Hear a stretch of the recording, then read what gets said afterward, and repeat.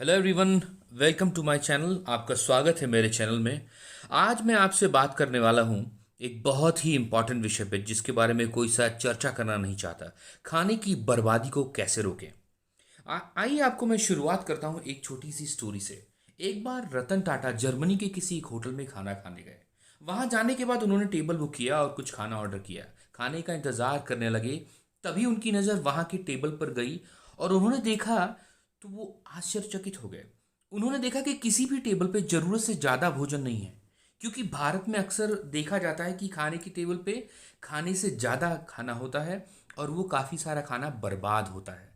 तो खाने की बर्बादी को कैसे रोकें, इस विषय में मैं आपसे चर्चा करना चाहता था। आई नो थोड़ा सा ऑड सब्जेक्ट है लेकिन ये बहुत इंपॉर्टेंट है हमारे भारत जैसे देश में।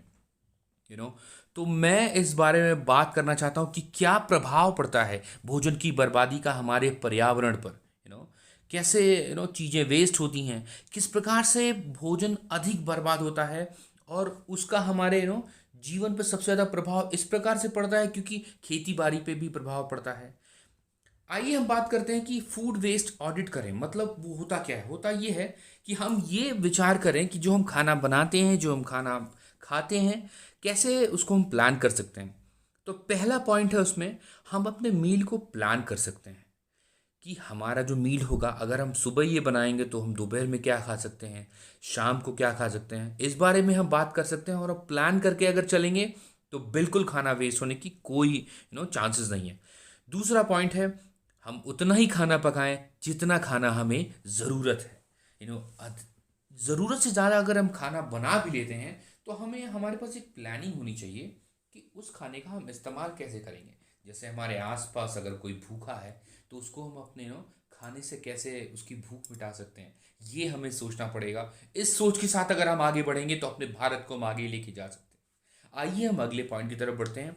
अगला पॉइंट है कि हम खाने को हम देखें कि हमारे फ्रिज में या हमारे किचन में अगर कुछ बचा हुआ खाना है तो उसका इस्तेमाल कैसे करें। ये नहीं कि ताज़ा खाना बनाओ टूट पड़े। अगले पॉइंट की तरफ बढ़ते हैं। अगला पॉइंट है कि ये हमें जानना पड़ेगा कि खाना, कोई भी खाना अगर हमने बनाया है तो अगर ये शाम तक खराब हो जाएगा या अगले दिन सुबह तक चलेगा, ये बहुत बड़ी जिम्मेदारी है हमारी कि हम उसका सही इस्तेमाल करें। फिर दूसरी जिम्मेदारी ये आ जाती है कि हम अपने बचे हुए खाने को कैसे कंज्यूम करें। देखिए, अगर वो खाना अच्छा है तो अगर हम दूसरों को दे सकते हैं तो अपने भी खा सकते हैं। इसका मतलब वो खाना अच्छा है तो उसका हमें इस्तेमाल करना चाहिए। दूसरा सबसे बड़ा उपयोग कि एक एक बाइट, जो एक एक टुकड़ा है अन्न का, एक एक दाना है, उसका हम सही उपयोग करें। वो हमारी सबसे बड़ी जिम्मेदारी, चाहे हम कितने भी रईस हो, अमीर हो, गरीब हो।